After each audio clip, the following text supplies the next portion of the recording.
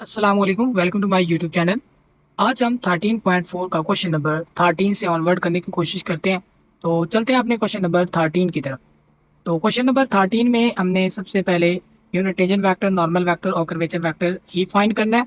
और सबसे पहले हमें पोजीशन वेक्टर दिया गया है T cube over 3 T square over 2 आई जे यूनिट वेक्टर है हमारे पास। तो इसका हमने क्या करना है कि यूनिटेजन वेक्टर, नॉर्मल और कर्वेचर वेक्टर फाइंड करना है। तो अब हम क्या करेंगे यहाँ से। तो ये है हमारे पास वेक्टर, तो वेलोसिटी वेक्टर फाइंड करेंगे।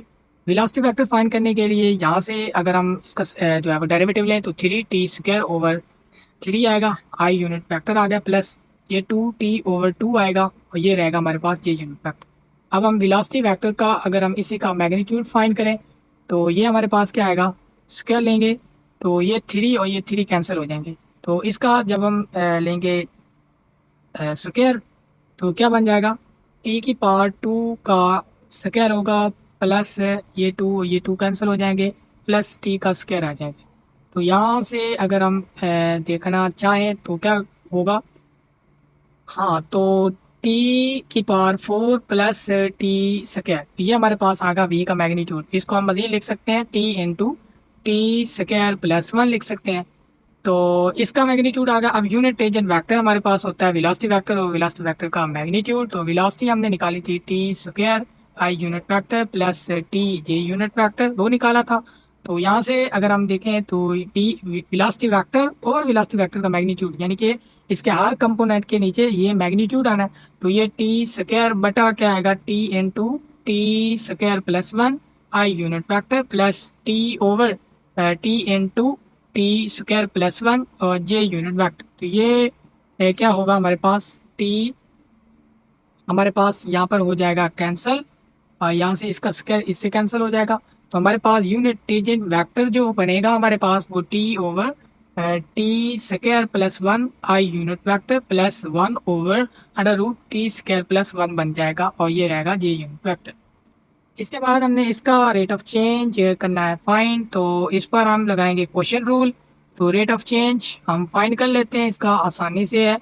तो नीचे जो होती है उसका हम कर लेते हैं स्क्वायर, t² + 1 का हो जाएगा स्क्वायर, यही एज इट इज होगा t² + 1 और t का डेरिवेटिव क्या होगा 1 minus t as it is, इसका डेरिवेटिव लेंगे 1/2 और t² + 1 पार में से एक कम यानी कि -1/2 बन जाएगा और t² का डेरिवेटिव क्या होगा 2t आ जाएगा। तो ये हमारे पास आई यूनिट वेक्टर रहा। इसके बाद अब हम जो है वो चलते हैं अपने जे यूनिट वेक्टर की तरफ। तो जे यूनिट वेक्टर तो यहाँ पर अगर हम देखें तो क्या बनेगा, प्लस यहाँ पर। अब यहाँ पर भी क्वेश्चन रूल जो है वो लगा सकते हैं आप। तो क्या बन जाएगा, नीचे वाले का स्क्वायर यानी कि t² + 1 का अंडर रूट का स्क्वायर, यही एज इट इज, और 1 का डेरिवेटिव लेंगे उसको जीरो कर देगा, माइनस। हाँ तो माइनस ये जब इसकी जो इसका डेरिवेटिव होगा यानी कि पार शुरू में, पार में से एक कम यानी कि t² + 1 की पावर -1/2 और इंटू 2t। तो ये बन जाएगा हमारे पास ये यूनिट वेक्टर। इसके बाद हम इसको मज़ीद सिंप्लीफाई करने की कोशिश करते हैं। यूनिट टेंजेंट वेक्टर किसके इक्वल आ गया, ये रहा हमारे पास t² + 1 और माइनस ये टू से कैंसिल हो गया, t² ओवर ये क्या बन जाएगा अंडर रूट t² + 1, ये रहा आई यूनिट वेक्टर माइनस 1/ये टू और ये टू कैंसिल यानी कि t/अंडर रूट क्या बन जाएगा t² + 1 और बटे में क्या बन जाएगा, इसके बटे में भी क्या बन जाएगा अंडर रूट t² + 1 और इसके भी बटे में क्या बन जाएगा t² + 1 और ये रहेगा जे यूनिट वेक्टर। इसके बाद अब हम इसका लेंगे एलसीएम। इसका अगर हम लेंगे एलसीएम तो ये क्या बन जाएगा t² + 1 और ये जब उससे मल्टीप्लाई होगा तो ये t² + 1 बन जाएगा और ये -t² आ जाएगा। ये रहेगा हमारे पास आई यूनिट वेक्टर और बटे में ये वाली चीज़ जब ऊपर मल्टीप्लाई होगी तो ये भी अंडर रूट t² + 1 से इससे मल्टीप्लाई हो जाएगी। तो जब ये दोनों मल्टीप्लाई होंगे तो क्या बन जाएगा t² + 1 ही बचेगा। तो माइनस जब ये जो होंगे, सॉरी यहाँ पर क्या था अंडर रूट था तो यहाँ पर बिल्कुल इसकी पावर बन जानी है 1। ये जब ऊपर मल्टीप्लाई होगा तो इसकी पावर बन जाएगी 3/2। तो ये भी जब ऊपर जो होगा मल्टीप्लाई होगा तो t/2 टी स्क्वायर प्लस 1 की पावर बन जाएगा 3/2। तो ये हमारे पास रहा ये यूनिट वेक्टर। तो ये हमारे पास रहा यूनिट टेंजेंट वेक्टर का डेरिवेटिव। अब हमने इस यूनिट टेंजेंट वेक्टर का डेरिवेटिव का लेना है मैग्नीट्यूड। तो इसके हर कंपोनेंट का हम करेंगे स्क्वायर। तो यहाँ पर अगर हम देखें तो ये कैंसिल हो रहा है। तो अगर हम इसका स्क्वायर करें तो 1/, क्या बन जाएगा, टी स्क्वायर प्लस 1 की पावर 3/2, और इसका कर लेंगे स्क्वायर प्लस। तो यहाँ पर भी क्या बन जाएगा, T square over T square नहीं कर लेते पहले, टी स्क्वायर प्लस 1 की पावर 3/2, इसका कर लेंगे स्क्वायर। तो स्क्वायर अब जब ओपन करेंगे तो ये यहाँ पर क्या बन जाएगा, हाँ तो क्या बन जाएगा देख लेते हैं। 1/, ये क्या बन जाएगा, टी स्क्वायर प्लस 1 की पावर बन जाएगी 3, और प्लस में ये भी क्या बन जाएगा, टी स्क्वायर प्लस 1 की पावर क्या बन जाएगी 3, और ये टी ऊपर एज इट इज़ है, और ये अंडर रूट भी एज इट इज़ रहेगा। तो यहाँ पर अगर हम गौर से देखें तो ये टी स्क्वायर आ जाएगा, ठीक है। अगर हम गौर से देखें तो क्या बन जाएगा, अगर एलसीएम सेम है हमारे पास, टी स्क्वायर प्लस 1 की पावर 3 है, तो ये क्या बन जाएगा 1 प्लस टी स्क्वायर। तो यहाँ पर इसकी पावर 1 है और इसकी पावर 2 है, तो ये पावर बन जाएगी 2 3 की जगह। और इसके बाद अगर 2 है तो इसको हम लिख सकते हैं 1/t² प्लस 1। तो ये हमारे पास मैग्नीट्यूड आ गया। अब हम नॉर्मल वेक्टर फाइंड करेंगे तो वो क्या होगा, 1 यूनिट टेंजेंट वेक्टर का मैग्नीट्यूड वो हमारे पास है t² प्लस 1, और इनटू जो था यूनिट टेंजेंट वेक्टर का जो है वो क्या था हमारे पास, रेट ऑफ चेंज, वो हमारे पास क्या था, 1/t² प्लस 1 की पावर जो है वो 3/2 है, और ये है आई यूनिट फैक्टर। और इसके बाद माइनस, ये आई यूनिट फैक्टर है, माइनस टी/t² प्लस 1 की पावर जो है वो 3/2 है, ये हमारे पास है जे यूनिट फैक्टर। तो बिल्कुल अब हमारे पास नॉर्मल वेक्टर भी आ गया। अब हमने क्या करना, फाइंड कर्वेचर। तो कर्वेचर हमारे पास होता है 1/v का मैग्नीट्यूड, यानी कि 1/v का मैग्नीट्यूड जो है वो डायरेक्ट मैं पुट करने जा रहा हूँ। v का मैग्नीट्यूड हमने यहाँ पर निकाला था, वो क्या था हमारे पास, t/t² प्लस 1 का अंडर रूट, यानी कि 1/t/t² प्लस 1, और इंटू यूनिट टेंजेंट वेक्टर का जो मैग्नीट्यूड है वो हमने अभी भी निकाला है, वो क्या है, 1/t² प्लस 1, यानी कि 1/t² प्लस 1। तो ये जब मल्टीप्लाई होंगे तो 1/t/t² प्लस 1 की पावर 3/2। तो ये हमारे पास आ जाएगा कर्वेचर। क्वेश्चन नंबर 14 की तरफ। तो 14 को का सोल्यूशन जो होगा, सबसे पहले हम इसका जो होगा वेलोसिटी वेक्टर वो फाइंड करेंगे।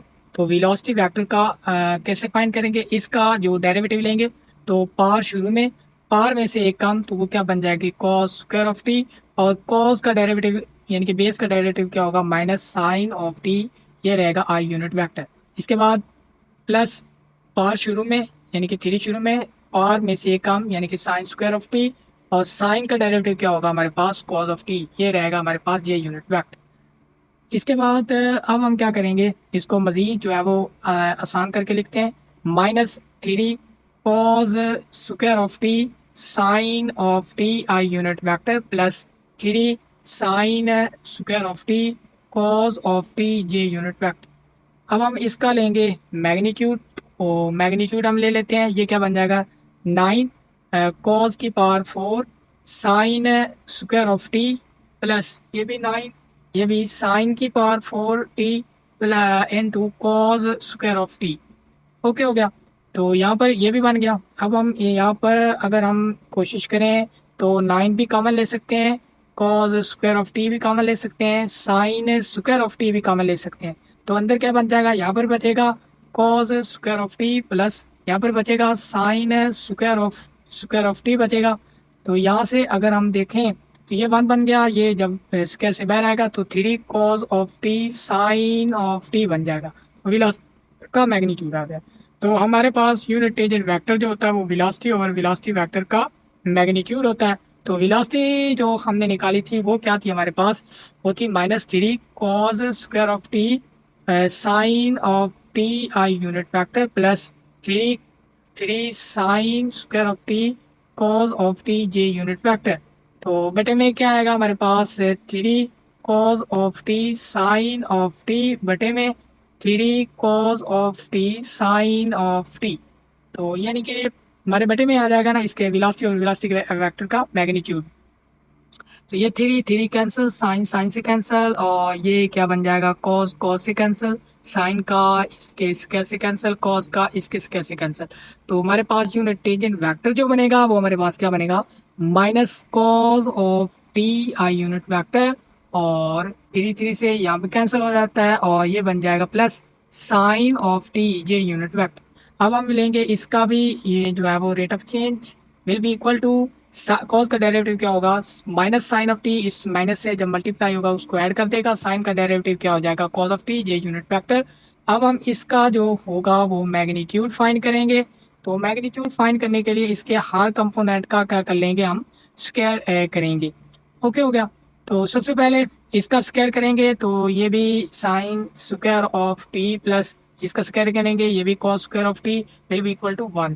तो अब हमें चाहिए क्या, हमें चाहिए नॉर्मल वेक्टर। तो नॉर्मल वेक्टर क्या होता है, यूनिट एजेंट वेक्टर का डेरिवेटिव ओवर उसी का magnitude. Normal vector will be equal to sine of t i unit vector plus cos of t j unit vector बटा वन। तो ये नॉर्मल वेक्टर आ गया, यानी कि rate of change over that. तो ये इसके इक्वल था और ये वन के इक्वल है, तो वन का कोई फर्क नहीं पड़ने वाला। इसके बाद हम कर्वेचर वेक्टर फाइंड करेंगे। कर्वेचर वेक्टर हमारे पास किसके इक्वल होता है, वो हमारे पास होता है कि इस पर वन ओवर वी का magnitude into rate of change of unit tangent vector का मैग्नीट्यूड। तो अब हम जानते हैं will be equal to one over v का मैग्नीट्यूड, वो हमारे पास था three over cos cos of t sine of t into unit tangent vector का डेरिवेटिव, वो हमारे पास है वन। तो ये will be equal to curvature हमारे पास आ गया one over three cos of t sine of t. तो ये हमारे पास रहा क्वेश्चन नंबर 14। क्वेश्चन नंबर 15 की तरफ। तो सबसे पहले हमने ये वेलोसिटी वेक्टर जो है वो हमने फाइंड करना है।